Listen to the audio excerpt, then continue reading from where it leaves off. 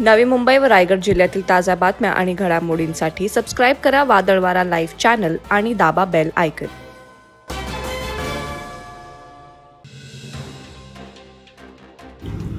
सध्या उन्हाळी सुट्टी आणि गावाकडील लग्न सोहळे इतर कार्यक्रम निमित्तानं मुंबईकर चाकरमानी आपली सुट्टी एन्जॉय करण्यासाठी गावी जात असल्याचं चित्र दिसून येत आहे। दिनांक 11 मे रोजी मुंबई गोवा हायवेवर सकाळपासून वाहनांच्या जवळपास 10 किलोमीटरपर्यंतच्या रांगा लागल्या होत्या। माणगाव ते इंदापूर दरम्यान मुंबई गोवा हायवे ट्रॅफिकच्या घेऱ्यात अडकत असून मुंबईकर चाकरमानी सोबतच इतर वाहनांना या समस्येचा चांगलाच फटका बसला आहे। ठाणे लोकसभा शिवसेना महायुतीचे उमेदवार नरेश म्हस्के यांच्या प्रचारार्थ भाजप पदाधिकारी आणि कार्यकर्त्यांची बैठक नवी मुंबई वाशी येथे पार पडली। या बैठकीकडे भाजपाचे सर्व पदाधिकारी उपस्थित असले तरी बेलापूर विधानसभेच्या भाजप आमदार मंदा म्हात्रे यांनी या बैठकीकडे पाठ फिरवल्याचं पाहायला मिळालं। नाराजी दूर झाली असून भाजपाच्या सर्व पदाधिकारी आणि कार्यकर्त्यांना कामाला लागण्याच्या सूचना दिल्या असल्याची प्रतिक्रिया आमदार गणेश नाईक यांनी व्यक्त केली। तर ही बैठक म्हणजे एकजुटता असल्याची प्रतिक्रिया नरेश म्हस्के यांनी व्यक्त केली। उरणकरांचं विकासाचं स्वप्न पूर्ण करण्याचं काम देशाचे पंतप्रधान नरेंद्र मोदी यांच्या नेतृत्वाखाली केंद्र आणि राज्य सरकारनं केलंय। त्यामुळे केंद्रात पुन्हा एकदा देशाचे पंतप्रधान नरेंद्र मोदी यांचे हात बळकट करण्यासाठी मावळ लोकसभा मतदारसंघातील महायुतीचे उमेदवार श्रीरंग बारणेंच्या रूपानं पुन्हा एकदा हक्काचा खासदार विजयी करूया असं आवाहन उरणचे आमदार महेश बालदी यांनी उरणकरांना केलं आहे। श्रीरंग बारणे यांच्या प्रचारार्थ उरण शहरात जनसंवाद मेळाव्यात ते बोलत होते।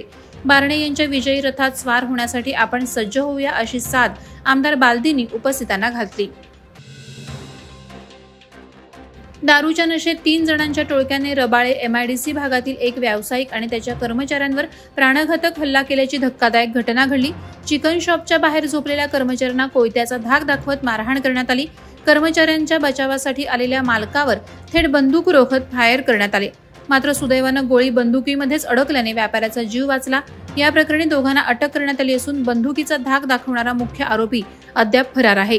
या घटनेचा CCTV समोर आला असून पोलीस मुख्य आरोपीचा शोध घेत आहेत।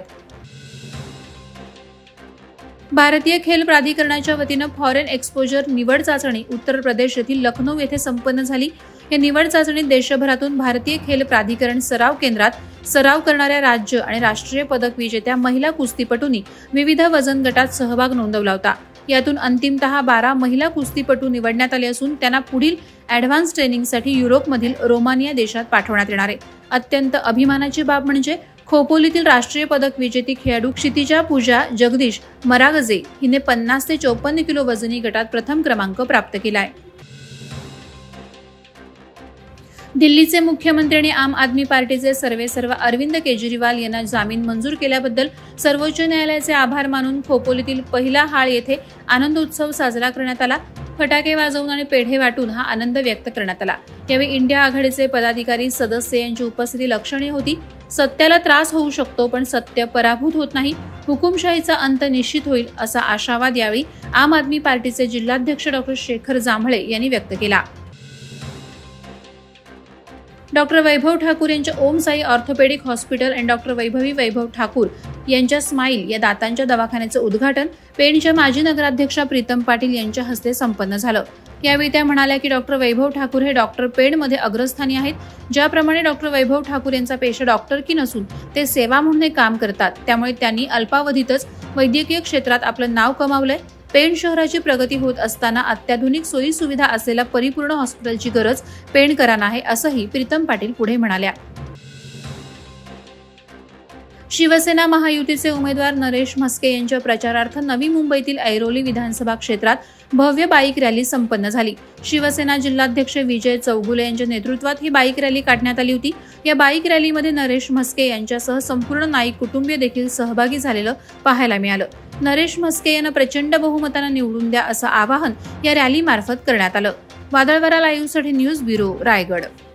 नवी मुंबई व रायगड जिल्ह्यातील ताज्या बातम्या आणि घडामोडींसाठी सबस्क्राइब करा वादळवारा लाईव्ह चॅनल आणि दाबा बेल आयकॉन।